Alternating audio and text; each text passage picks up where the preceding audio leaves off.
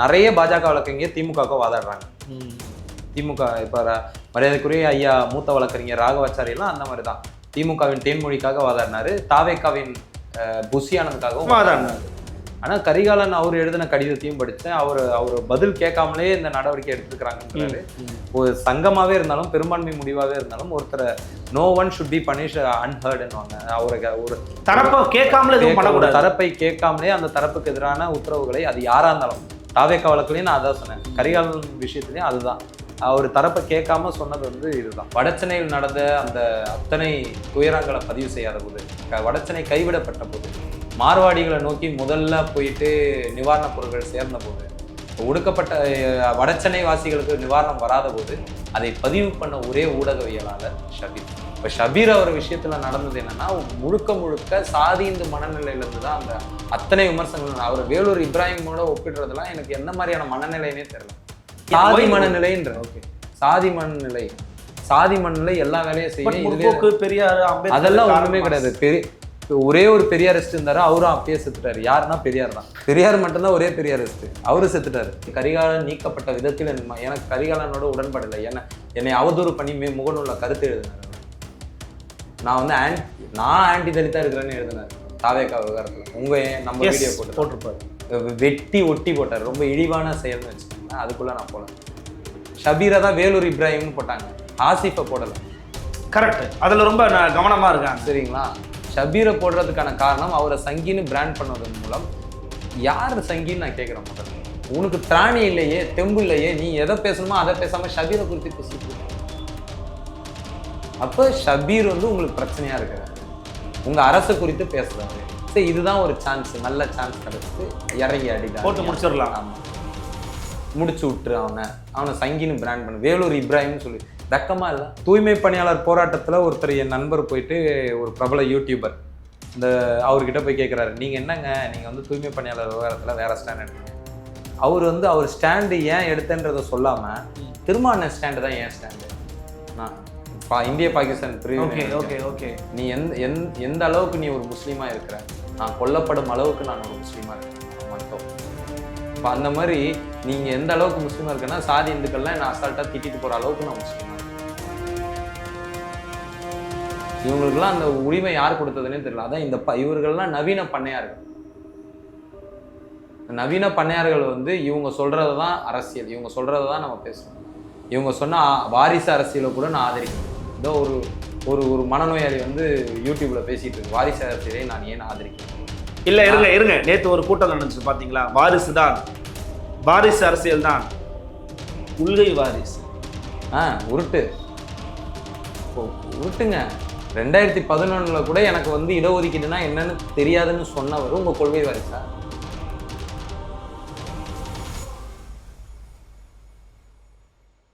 நலம் தரும் நல்லார் சித்த மருத்துவமனை இதய நோய், சர்க்கரை நோய், பக்கவாதம், சிறுநீரக பிரச்சனை, தண்டுவடம் மற்றும் மூட்டு பிரச்சனைகளுக்கு மிகச்சிறந்த மருத்துவமனை.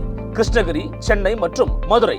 தொடர்புக்கு 8807666117 மற்றும் 8807666118.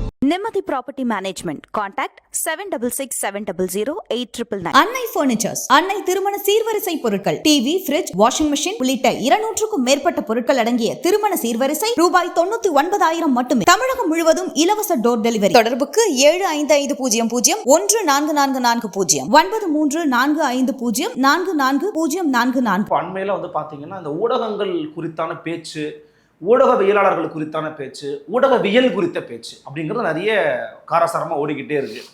ஒரு சங்கத்துக்குள்ள, ஒரு சின்ன சொசைட்டிக்குள்ள நடக்கக்கூடிய அந்த பிரச்சனைகளுக்கு கூட ஒரு குறிப்பிட்ட செக்டார் மீதான தாக்குதல் அப்படிங்கிற மாதிரியான ஒரு ப்ரொஜெக்ஷனும் வந்து தொடர்ச்சியாக போகுது. அதில் என்ன சொல்கிறாங்க அப்படின்னா, திமுக மீது காழ்ப்பில் இருக்கிறவங்கள, எதிர்ப்புணர்வில் எங்கேயோ பயணிக்கிறவங்க எல்லாரும் இணையிற புள்ளியாக எங்கே இருக்குது? இப்படி சங்கத்திலேருந்து நீக்கிறவங்களையோ அந்த மாதிரி நடவடிக்கைகள் யாராவது அது ஒரு சங்கம் எடுத்துச்சு அப்படின்னா அது ஊடகவியலுக்கு எதிரான ஒரு தாக்குதல் அப்படிங்கிறதை தாண்டி அதுக்கு உள்ளே இருக்கக்கூடிய நபர்களுக்கான அடையாளங்கள். ஃபார் எக்ஸாம்பிள், இப்போது ஷபீர் இருக்காருன்னு வச்சுக்கோங்களேன், ஒரு பத்திரிகையாளர் அவர். ஆனால் அவரை மத ரீதியாக அடையாளப்படுத்துறது, மற்ற நபர்களோட கம்பேர் பண்ணி பேசுறது. இப்போ ஃபார் எக்ஸாம்பிள் நீங்கள் இருக்கீங்கன்னு வச்சுக்கோங்களேன், உங்களை வந்து இப்போ நீல சங்கி அப்படின்னு வந்து அடையாளப்படுத்துறது. இப்போ இந்த மாதிரி இப்போ மற்ற நபர்கள் இருக்கிறாங்க, வேற யாரும் ஆட்கள் இருக்காங்கன்னா அவங்கள அப்படி போய் அடையாளப்படுத்துறது, இது ஏன் நடக்குதுன்னு நினைக்கிறீங்க? நீங்கள் எந்த விவகாரத்தை சொன்னீங்கன்னு எனக்கு புரிஞ்சிடுச்சு. ரொம்ப சமீபத்தில் சென்னை ப்ரெஸ் கிளப்பில் திரு ஊடகவியலாளர் கரிகாலன், யூடியூபர் கரிகாலன் வந்து ட்ரைப்ஸினுடைய செய்தியாளர் கரிகாலன் வந்து நீக்கப்பட்டிருக்கிறார் அந்த சங்கத்திலேருந்து. உண்மையிலே அது பார்க்கும்போது கொஞ்சம் அதிர்ச்சியாக தான் இருந்தது. ஏன் நீக்கப்பட்டார், எதுக்கு நீக்கப்பட்டார்? ஏன்னா democracy is all about opinion. அப்படி இருக்கும்போது ஜனநாயகத்தில் எல்லாரோட கருத்து இருக்கணும்.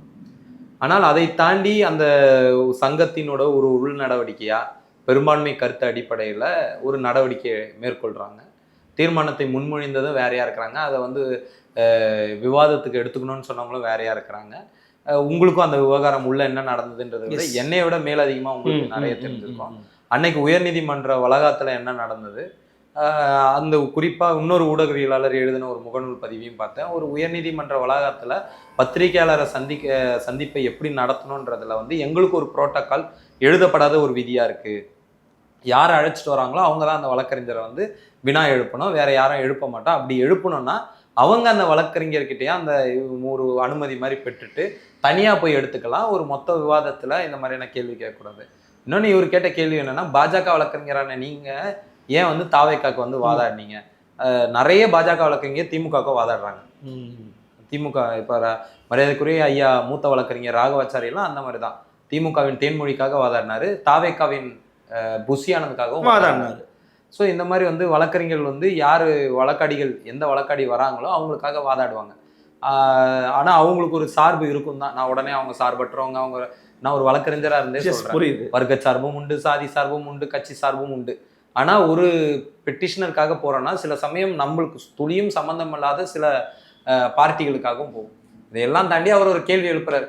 அதை அந்த வழக்கறிஞர் பதில் சொல்ல முற்படலை. அப்போ ஒரு செய்தியாளராக இருந்த சுப்பையா என்ன பண்ணுறாருன்னா, இந்த கேள்வி கேட்காதீங்க, உங்கள் ஐடி கார்டை காட்டுங்கன்னு கேட்குறாரு. அது இது பண்ணுறாரு. இதில் பிரச்சனை எங்கேருந்து வந்ததுன்னு அவர் சொல்கிறாருன்னா, இதை அவர் மொத்தமாக யூடியூப்பில் பதிவேற்றிட்டாரு. இது வந்து ஒரு உள் விவகாரமானது. ஒரு ஊடக அவருக்கு வந்து பதவியும் வந்து அவர் ஆஃபீஸில் வந்து சஸ்பென்ஷன் ஆயிருக்காரு. இதனால வந்து அவரு இதுவாயிட்டு அதை போயிட்டு சங்கத்தில் வச்சாங்க. ஆனால் கரிகாலன் அவர் எழுதின கடிதத்தையும் படித்தேன். அவர் பதில் கேட்காமலே இந்த நடவடிக்கை எடுத்திருக்கிறாங்கன்றாரு. ஒரு சங்கமாகவே இருந்தாலும் பெரும்பான்மை முடிவாகவே இருந்தாலும் ஒருத்தரை no one should be punished அன்ஹர்டுன்னுவாங்க. அவருக்கு ஒரு தரப்பை கேட்காமலே தரப்பை கேட்காமலே அந்த தரப்புக்கு எதிரான உத்தரவுகளை அது யாராக இருந்தாலும், தாவேக்கா வழக்குலையும் நான் அதான் சொன்னேன், கரிகாலன் விஷயத்துலையும் அதுதான். அவர் தரப்பை கேட்காம சொன்னது வந்து இதுதான். ஆனால் இவ்வளவு பேச வேண்டிய விஷயம் இவ்வளோ இருந்தோம் ஏன் ஷபீரும் ஹாசிஃபும் குறிவைக்கப்படுகின்றனர்? ஷபீரும் ஆசிஃப்லையும் நான் ஷபீர் அவரை வந்து நான் தனியாக பார்க்கணும்னு நான் நினைக்கிறேன். காரணம், ஷபீர் அவர்கள் வந்து 2023 வந்த பெருவெல்லும் போது எனக்கும் அவருக்கும் ஏற்பட்ட நெருக்கம் என்பது அப்போ தான் ரொம்ப நெருக்கமானது. ஆனால் நான் ஆம்ஸ்ட்ராங் மறைவு அதுக்கு அடுத்த ஒரு நெருக்கத்தை கொடுத்திருந்தாலும் இந்த விவகாரம் வந்து ஒரு பெரிய ஏன்னா யாருமே வடசென்னையோட விஷயங்களை பதிவு பண்ணாத போது, வடசென்னையில் நடந்த அந்த அத்தனை துயரங்களை பதிவு செய்யாத போது, வடசென்னை கைவிடப்பட்ட போது, மார்வாடிகளை நோக்கி முதல்ல போயிட்டு நிவாரணப் பொருட்கள் சேர்ந்த போது, ஒடுக்கப்பட்ட வடசென்னை வாசிகளுக்கு நிவாரணம் வராத போது அதை பதிவு பண்ண ஒரே ஊடகவியலாளர் ஷபீர். அதை பதிவு பண்ண ஒரே ஊடகம் நியூஸ். எஸ், ஒரு கர்ப்பிணி பெண் விவகாரம் வரை பெரிய ரிஸ்க் எடுத்து அங்கேயே ஒரு 6-7 நாள் அது நீங்கள் சொல்கிற நியூஸ் வேல்யூ வந்து அது இருக்குதா இல்லையான்னு, அது எத்தனை பேருக்கு, ஏன்னா ஒரு சாதி இருந்து பாதிக்கப்பட்டால் அதுக்கு ஒரு நியூஸ் வேல்யூ உண்டு சமூகத்தில், தலித் பாதிக்கப்பட்டால் அதுக்கு நியூஸ் வேல்யூ கிடையாது. ஆனால் ஒரு அறம் சார்ந்த நியூஸ் வேல்யூவாக அதை பார்த்து அதை பதிவேற்ற பண்ணதுக்காக RS பாலனுடைய பையன் கொலை மிரட்டல் விட்டார் ஒரு கிளப் ஹவுஸ். உண்மை. அன்றிலிருந்து ஷபீர் வந்து மிக அதிகமாக குறிவைக்கப்படுகிறார். என்னால் வந்து ஷபீர் அவரை வந்து ஒரு ஆன்டி டிஎம்கே மைண்ட் செட்டில் இயங்கக்கூடிய ஒரு ஊடகவியலாளராக பார்க்க முடியல. அவர் வந்து எப்போவுமே வந்து தனக்கு எது சரின்னு பட்டுதோ அதை பேசக்கூடிய ஒரு நபராக தான் இருக்கார். ஆன்டி பிஜேபியாக இருக்கட்டும், இன்னும் நியூஸ் மினிட் இந்திய அளவில் அந்த வேலையை ரொம்ப தெளிவாகவே பண்ணிட்டு இருக்காங்க. எல்லாரையும் பற்றி இது பண்ணிட்டு இருக்காங்க. இப்போ என்னுடைய ஒரு பேட்டிலாம் கூட நியூஸ் மினிட்ல வந்திருக்கு. இதே பாஜக பண்ணக்கூடிய ஒரு விஷயத்தை எடுத்து ஒரு இதெல்லாம் வந்திருக்கு. இப்போ இதில் ஏன் இவர் குறிவைக்கப்படுகிறாருன்னா, சாதி இந்துக்களுடைய ஒரு யுத்தின்றது வந்து அதுவும் திமுகவுடைய யுத்தி, சாதி இந்து எல்லாரும் யுத்தியும் அவங்க என்ன பண்ணுறாங்கன்னா, ஒருத்தனை எதிர்கொள்ள முடியலன்னா அவனுடைய அடையாளத்துல இருந்து அவனை வந்து அவனுக்கு ஒரு உள்நோக்கத்தை கற்பிக்கிறது. இவர் சாதி இது, அதனால இவர் இந்த மாதிரி பேச. இது வரைக்கும் சொல்றேன், நானும் அவர்கிட்ட பழகி இருக்கேன், ஒரு இடத்துல கூட அவர் வந்து முஸ்லீமா தன்னையும் வந்து காமிச்சது கிடையாது. அவர்கிட்ட இருந்த அதிருப்தி என்னன்னா, முஸ்லீம் விஷயங்களை ஏன் தொடர் நீங்க பேச மாட்டீங்கன்னு நான் கேட்டிருக்கேன். இவ்வளவு யுஏபிஏ பிரச்சனை நடக்குது, தமிழ்நாட்டு சிறையில இத்தனை யுஏபிஏ சிறைவாசிகள் இருக்கிறாங்க, ஏன் அது குறித்தெல்லாம் பேச மாட்டேங்கிறீங்கன்னு கேட்டிருக்கேன். அவர் ஏன்னா இயல்பா ஒடுக்கப்பட்ட மைனாரிட்டியில இருந்து வரக்கூடியவங்களுக்கு பொதுவான விஷயம் பேசணுன்ற அந்த அர்ஜு இந்த சமூகம் ஏற்படுத்தி, அதுல இருந்து அவங்களும் இதை பேசினா நம்மளுக்கு ஒரு பிராண்ட் பண்ணிடுவாங்களோன்றனாலே பேசாம தவிர்க்கிற இடங்களும் உண்டு. அது ஒடுக்கப்பட்ட பத்திரிகையாளராக இருக்கட்டும், மைனாரிட்டில இருந்து வரக்கூடிய பத்திரிகையாளராக இருக்கட்டும். இப்போ ஷபீர் அவர் விஷயத்துல நடந்தது என்னன்னா, முழுக்க சாதி இந்த மனநிலையில இருந்து தான் அந்த அத்தனை விமர்சனங்கள். அவர் வேலூர் இப்ராஹிமோட ஒப்பிடுறதெல்லாம் எனக்கு எந்த மாதிரியான மனநிலைன்னே தெரியல. இப்போ நீங்க பேசுறீங்கன்னா நான் வந்து உங்களை வந்து இசக்கி ராஜாவோட சேர்க்க முடியுமா? ஒருத்தர் இருக்கிறாரு முக்குளத்தூர் சமூகத்துல, இல்லை வந்து காடுவெட்டி குருவோட சேர்த்து வச்சு பேசிட்டாங்களா? உங்க சாதிகளை வச்சு நான் சொல்றேன். இப்போ கரிகாலன் ஒரு எதனா பேசினார்னா நான் ஒரு இந்த சாதியோட வச்சு பேச முடியுமா? இல்ல, அந்த மனநிலை எங்க இருந்து வருதுன்னு கேக்குறேன். சாதி மனநிலைன்ற சாதி மனநிலை எல்லா வேலையும் செய்ய, பெரியார் அதெல்லாம் ஒண்ணுமே கிடையாது. ஒரே ஒரு பெரியாரிஸ்ட் இருந்தாரு, அவரும் அப்பயே செத்துட்டாரு. யாருன்னா பெரியார் தான். பெரியார் மட்டும்தான் ஒரே பெரியாரிஸ்ட், அவரு செத்துட்டாரு. எங்க வாத்தியார் சொன்னது இது. ஓகே, இது நிறைய பேர் கூட சொல்லுவாங்க, கவிதைலாம் கூட இருக்குன்னு நினைக்கிறேன். சரிங்களா? அப்ப இவங்கெல்லாம் பெரியாரிஸ்ட் இல்லை, சோகால்டு பெரியாரிஸ்ட். ஷபீர் அவர்கள் குறிவைக்கப்படுவது வெறும் பத்திரிகையாளர் மன்ற விவகாரம் மட்டுமல்ல, எல்லாம் இன்க்ளூட் ஆகி அவரை கார்னர் பண்றாங்க. டிஎம்கே அவருக்கு கொலை மிரட்டல் விட்டது. RS பாரதியின் மகன் கொலை மிரட்டல் விட்டார். அப்பெல்லாம் இவனுக்கு யாருமே வாயே திறக்கலையே. ஆமா, அப்பெல்லாம் ஊடக இது இல்லையா? உன்னோட சக ஊடகவியலாளர் தானே. எனக்கு நான் இப்பயும் சொல்றேன், கரிகாலன் நீக்கப்பட்ட விதத்தில் எனக்கு கரிகாலனோட உடன்பாடு இல்லை. என்னை அவதூறு பண்ணி முகநூல்ல கருத்து எழுதினார் அவர். நான் வந்து ஆன்டி தலித்தா இருக்கிறேன்னு எழுதினார் தாவேகா விவகாரத்துல. நம்ம வீடியோ போட்டிருப்பாரு, வெட்டி ஒட்டி போட்டார். ரொம்ப இழிவான செயல்னு வச்சுக்கோங்களேன். அதுக்குள்ள நான் போல. ஆனால் இந்த விவகாரத்துல அவர் நீக்கப்பட்ட விதத்துல எனக்கு உடன்பாடு இல்லை. என்னதான் பெரும்பான்மை கருத்தா அவர் ஒரு கேட்டுட்டு நீங்க நீக்கலாம். பெரும்பான்மை அடிப்படையில கேட்டுட்டு நீங்க நீக்கிருக்கலாம். அவரு ஒரு கடிதத்துல என்ன கூறுவே, எனக்கு பதில் சொல்லவே நீங்க ஒரு வாய்ப்பு தரலன்றது கொடுத்துருக்கணும். அங்க என்ன நடந்தது, ஏது நடந்தது, ஏன் பதிவேற்றம் பண்ண, உள் விவகாரத்தை ஏன் ஒருத்தர் அனுமதி இல்லாம ஏன் நான் அதை போட்டேன் அப்படின்றதுலாம் அவர் ஒரு பதிலா கேட்டு அது ஏற்புடையது இல்லைன்னா அப்ப இந்த நடவடிக்கை எடுத்துக்கலாம். ஆனா இதுல வந்து ஷபீரை ஏன் மற்ற சாதி இந்துக்கள் அதே சங்கத்துல இருக்கிறாங்க, ஏன் அவங்கள பத்தி பேசலாம்? ஷபீர் அந்த சங்கத்துல பொதுச் செயலாளரே ஒரு சாதி இந்து தானே. மற்றவர்களும் அசீஃப் அண்ணா இருக்காரு, மற்றவர்களும் இருக்காங்க, சுரேஷ் வேதநாயகர் இருக்காரு, இன்னும் நிறைய பேர் இருக்காங்க. அவர் வந்து ஒரு வேற பின்னணி வச்சுக்கோங்களேன். மற்றவங்களாம் நிறைய பேர் இருக்காங்க. ஏன் அவங்கள நோக்கி இவங்க கேள்வி வரவே இல்லை? எக்ஸிக்யூட்டிவ் மெம்பர்ஸ் இருக்கிறாங்க, துணைத் தலைவர் இருக்காங்க, இணை செயலாளர் இருக்காங்க. அவரு உங்க கட்சியோட இணக்கமா இருக்கக்கூடியவர், இணை செயலாளராக இருக்கக்கூடியவர். யாரை சொல்றேன்னு தெரியும். அப்ப இத்தனை பேர் இருக்கிறாங்க, ஏன் அத்தனை உறுப்பினர்கள் இருக்கிறாங்க உங்கள? அத்தனை உறுப்பினர்கள் இருக்கிறாங்க. அவங்க யாருமே அவங்களெல்லாம் கொஸ்டின் பண்ணாம ஷபீர்னா அடிச்ச கேட்க ஆள் இல்லைல்ல.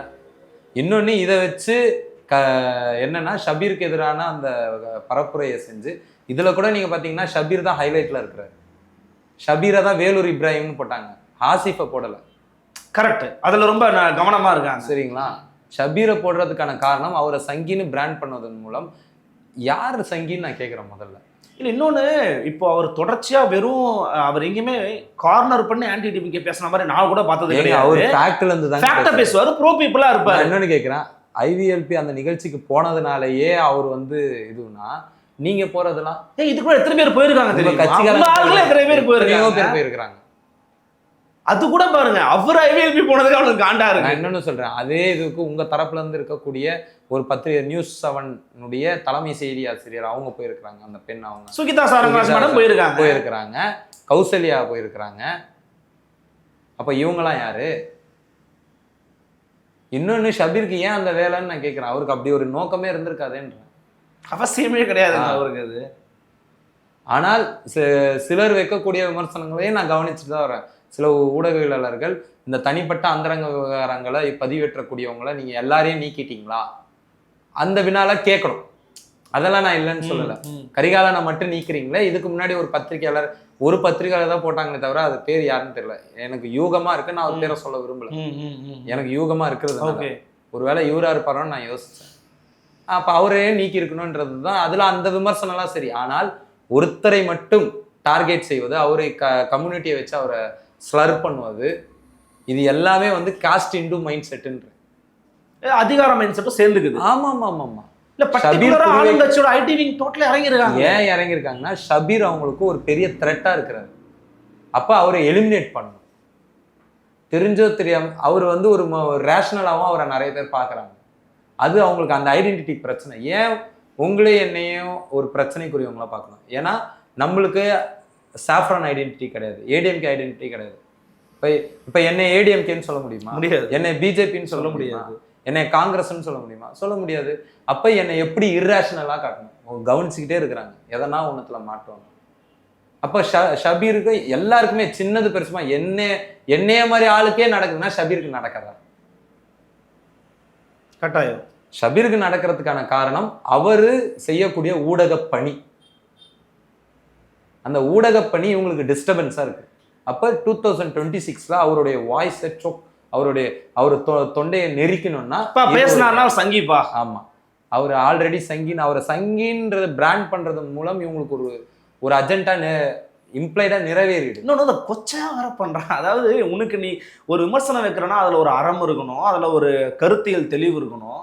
ஆபாசமா பேசுறது, கொச்சையா பேசுறது, மனிதர்கள் கிட்ட பேசும்போது இதெல்லாம் எதிர்பார்க்கலாம். இது ஒரு ஜந்து கூட்டம். ஓகே, எல்லாம் ஜோம்பிஸ். நான் தான் சொன்னேன்ல, டாக் விசில்ஸ் அன்னைக்கே சொன்னீங்க. ஆமா, டாக். இந்த டாக் விசில் இது பண்ண அது பாருங்க, நூல் பிடிச்ச மாதிரி எல்லாரும் ஷபீரை மாத்தினாங்க பாருங்க. அஜெண்டாவே மாறிடுச்சு. அந்த tagline I stand with Karikalan எனக்கு பிரச்சனை இல்லை. போடு I stand with V, even I do stand with Karikalan. எனக்கு அதை சொல்றது, நான் நிக்கிறதே அவருக்கு பிரச்சனையா இருக்கும். நீ ஏன்டா நிக்கிற என் கூடன்னு. சரி, அவருக்கு எதிர்பார்க்கறாரே இல்லையே, என்னுடைய அது சமூக கடமை அவரோட நிக்க வேண்டியது. ஆனா ஐ ஸ்டாண்ட் வித் கரிகாலன்ல எப்ப வி ஆர் அகைன்ஸ்ட் ஷபீரா மாறிச்சு? உனக்கு திராணி இல்லையே, தெம்பு இல்லையே, நீ எதை பேசணுமோ அதை பேசாம ஷபீரை குறித்து பேசிட்டு இருக்க. அப்ப ஷபீர் வந்து உங்களுக்கு பிரச்சனையா இருக்கிறாரு, உங்க அரசு குறித்து பேசுறாரு. சரி, இதுதான் ஒரு சான்ஸ், நல்ல சான்ஸ் கிடைச்சது, இறங்கி அடிடா, போட்டு முடிச்சிடலாம். ஆமா, முடிச்சு விட்டுரு. அவனை சங்கின்னு பிராண்ட் பண்ணு, வேலூர் இப்ராஹிம்னு சொல்லி வெக்கமா இல்லை? அப்ப ஒண்ணு என்னன்னு சொல்றது, நான் சிவாஜி கிருஷ்ணமூர்த்தின்னு தான் சொன்னேன். அதை சொல்ல வந்த நீங்க சொல்லிட்டீங்க. அவர் வேலூர் இப்ராஹிம் தான், நீ சிவாஜி கிருஷ்ணமூர்த்தி. அவங்க அதுல பெருமைப்பட்டுப்பாங்க. ஆமா, சிவாஜி கிருஷ்ணமூர்த்தின்னு சொல்லிட்டீங்களே அப்படின்லாம் ஏவா வேலுன்னு சொல்லலாம். இல்லைன்னா கொஞ்சம் வர்க்க ரீதியா கொஞ்சம் ஹையரா இருப்பாங்கன்றதுனால. ஆமா, சாதியும் சேர்ந்துடுது. ஆமா, அதுக்காக. ஸோ ஷபீர் வந்து இந்த விவகாரத்தில் குறிவைக்கப்படுவதற்கான ஒரே காரணம் அவருடைய முந்தைய இன்றைய செயல்பாடுகள் தான். அதனால் மட்டும்தான் அவர் குறிவைக்கப்பட்டிருக்கிறார். இல்லை, இதுல வந்து சாதி இந்துக்கள் மீது தாக்குதலை தொடுப்பதை காட்டிலும் மத ரீதியா இந்த பார்வையை இவங்க கொண்டு போய் சேர்ப்பதன் மூலமாக இன்னும் நிறுவ முயற்சி பண்றாங்க. அது இதுக்குள்ள இப்போ நீங்க அப்படி நிறுவி நீங்க என்ன சாதிக்க போறீங்க? அது என்னவா இருக்கும்னு நினைக்கிறீங்க? நோக்கம் என்னவா இருக்கும்னு கேட்குறேன். நோக்கம் வந்து இந்த களம் அவங்களுக்கு கிடைக்குது. இப்போ ஏற்கனவே எல்லா களம் தான் அவங்கள்ட்ட தான் இருக்கு. நீங்க சேட்டலைட்ல இப்ப நம்ம எல்லாருமே அவங்களுக்கு ஒரு டிஸ்டர்பன்ஸ். தூய்மை பணியாளர் போராட்டத்துல ஒருத்தர், என் நண்பர் போயிட்டு, ஒரு பிரபல யூடியூபர், அவர்கிட்ட போய் கேட்குறாரு, நீங்க என்னங்க நீங்க வந்து தூய்மை பணியாளர் விவகாரத்துல வேற ஸ்டாண்ட் எடுத்தீங்க? அவர் வந்து அவர் ஸ்டாண்டு ஏன் எடுத்தன்றதை சொல்லாம திருமாவளவன் ஸ்டாண்டு தான் ஏன் ஸ்டாண்டு.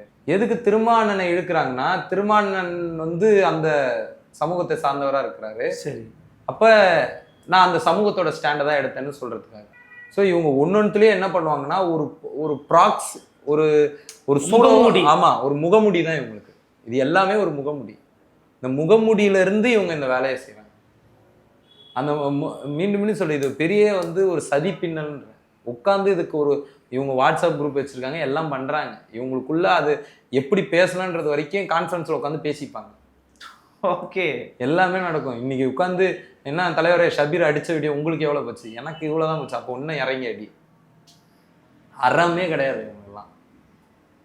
குறைந்தபட்சம் இவர் யாரு என்ன அந்த ஆளோட வந்து ஊடக பணி என்ன, எத்தனை வருஷம், எந்த பேக்ரவுண்ட்ல இருந்து வந்திருக்காரு, எவ்வளவு கீழே இருந்து அடிமட்டத்துல தான் நான் வந்திருக்காரு. என்ன சொல்றேன், மற்ற விமர்சனங்கள் இருந்தா பேசுங்கன்றேன். வேற எதனா உங்களுக்கு விமர்சனங்கள் ஷபீர் மேல இருந்தா தாராளமா பேசலாம். அவரை சங்கின்றது அவர் பிறப்பை வைத்து பேசுவதற்கு உங்க யாருக்குமே. இன்னொன்று ஒரு கருத்தை சொல்லியிருக்கிறாரு, அந்த கருத்துல ஒன்று முரண்பட்டானா ஃபைன், அதை வந்து அவரே கூட அக்செப்ட் பண்ணிப்பாரு, அதை பத்தி போகலாம். பட் நீங்க சொல்ற மாதிரி பெர்த்தை வச்சு பண்ணிட்டு நீங்க சாதாரண இதுக்கும் சாதி இந்து வைக்கக்கூடிய அந்த கேஸ்ட் ஸ்லர், ஒரு சாதி வெறியன் பேசக்கூடிய என்ன வித்தியாசம் இருக்கு? நீ எந்த அளவுக்கு முஸ்லீம்னு மண்டோ கிட்ட கேட்டாங்களா? மண்டோ அந்த படைப்புல என்னை கொல்லப்படுவது அளவுக்கு நான் ஒரு முஸ்லீம். நான் இந்திய பாகிஸ்தான் பிரிவு, நீ எந்த அளவுக்கு நீ ஒரு முஸ்லீமா இருக்கிற, நான் கொல்லப்படும் அளவுக்கு நான் ஒரு முஸ்லீமா இருக்கிறேன் மண்டோ. இப்போ அந்த மாதிரி நீங்கள் எந்த அளவுக்கு முஸ்லீமாக இருக்கேன்னா, சாதி இந்துக்கள்லாம் நான் அசால்ட்டாக திட்டிட்டு போகிற அளவுக்கு நான் முஸ்லீமாக இருக்கிறேன். இவங்களுக்கெல்லாம் அந்த உரிமை யார் கொடுத்ததுன்னே தெரியல. அதான் இந்த இவர்கள்லாம் நவீன பண்ணையார்கள். நவீன பண்ணையார்கள் வந்து இவங்க சொல்கிறது தான் அரசியல், இவங்க சொல்கிறது தான் நம்ம பேசணும். இவங்க சொன்னால் வாரிசு அரசியலை கூட நான் ஆதரிக்கணும். இதோ ஒரு ஒரு மனநோயாளி வந்து யூடியூப்பில் பேசிகிட்டு இருக்கு, வாரிசு அரசியலை நான் ஏன் ஆதரிக்கிறேன். எனக்கு வேற எதனா வந்துடும் வாயில. வாரிசு அரசியல ஒரு சுதந்திர சிந்தனையாளன் ஆதரிக்க முடியுமா? முடியாது. 2011 இல்ல இருங்க நேத்து ஒரு கூட்டம் நடந்துச்சு பாத்தீங்களா? வாரிசு அரசியல் தான் கொள்கை வாரிசு. உருட்டுங்க. 2011 கூட எனக்கு வந்து இடஒதுக்கீடுனா என்னன்னு தெரியாதுன்னு சொன்னவர் உங்க கொள்கை வாரிசா? 2011 சொல்றாரு. அவங்க 2 பேர் கணவன் மனைவியே பேட்டி கொடுக்குறாங்க. Uday, what did you say that திருமணம் தட் ஒன் திங் யூ டிட்னா அப்படின்னாங்க. என்ன தெரியலையே, அவரு திணறாரு. அப்புறம் சுயமரியாதை திருமணம், எஸ் சுயமரியாதை எஸ் அப்படின்னு இருக்கிற இது வந்து கொள்கை வாரிசுங்களுக்கு. நாங்கள்லாம் கேனேனுங்க. இதெல்லாம் எப்பயும் நடக்கல. அவர் எம்எல்ஏ ஆகிட்ட பிறகு, இந்த ஆட்சி வந்துட்ட பிறகு நடந்த ஒரு பேட்டி. பேப்பர் ராக்கெட்னு ஒரு படம் ஏதோ ஒன்று. சுயமரியாதை உங்களுக்கு, சுயமரியாதை எங்களுக்கு சுயமரியாதை தன்னாட்சி. ஆமாம், சரிங்களா? உயிரை இழந்திருக்காங்க அதுக்காக. ஸோ நீங்கள் வந்து உட்கார வச்சு இவர் பயிற்சி பெறுவார், சிரிப்பு தாங்க வருது, வேதனையாக இருக்கு. ஒருத்தர் தயாரே ஆகாதவரை ஒருத்தர் இப்போ தேஜஸ்வி இருக்கிறாரு, ஒரு உதாரணத்துக்கு சொல்லு, நான் கம்பேர் பண்ணுறேன்னு புரியுது. நீங்கள் அங்கே நடக்கிறதும் இங்கே நடக்கிறதும் வித்தியாசமாக இருக்குல்ல. அதுவும் வாரிசு தான். குறைந்தபட்சம் அந்த மாதிரி இருந்தால் கூட சகிச்சுட்டு போகலாம். ஓகே, இப்போ கொஞ்சம் பேசுறதுல கொஞ்சம் வேற ஒரு மாற்றங்கள் நடக்குது. ஆனால் இவர் மாறி வந்து இனிமே நீ அந்த மாதிரி தான் இதை நான் சொல்றேன். அந்த மாதிரி தான் இருக்கு. ஒரு ஊராட்சி மன்ற தலைவர் பதவிக்கு தான் இப்போ தயாரா இருக்காரு. உடனே துணை முதலமைச்சர், அந்த ஷோல்டர் தாங்காதுங்க. அது ஒரு பலமான பொறுப்பு, சாதாரண கிடையாது நீங்க நினைக்கிற மாதிரி. இல்ல, கூட இன்டெலெக்சுவல்ஸ் ஒரு 15 பேர் இருக்கிறாங்க. அதுதான் சொல்றேன், நீங்க எல்லாம் சொல் புத்தியிலே இயங்க வேண்டியதா இருக்கும். சுய புத்தின்னு உங்களுக்கு ஒண்ணு வராது. இந்த அறிவு திருவிழான்னு நான் வந்து குறை சொல்ல, ஆனா அதுவும் ஒரு ஃபேஸ் வேல்யூக்காக நடத்திருக்கீங்க. உண்மைதான். அடுத்தது எங்களுக்கு எல்லாம் உதயநிதி அவர்கள் தான் காண்பிக்கிறதுக்கான ஒரு நிகழ்ச்சி தான் இது, அவ்வளவுதான்.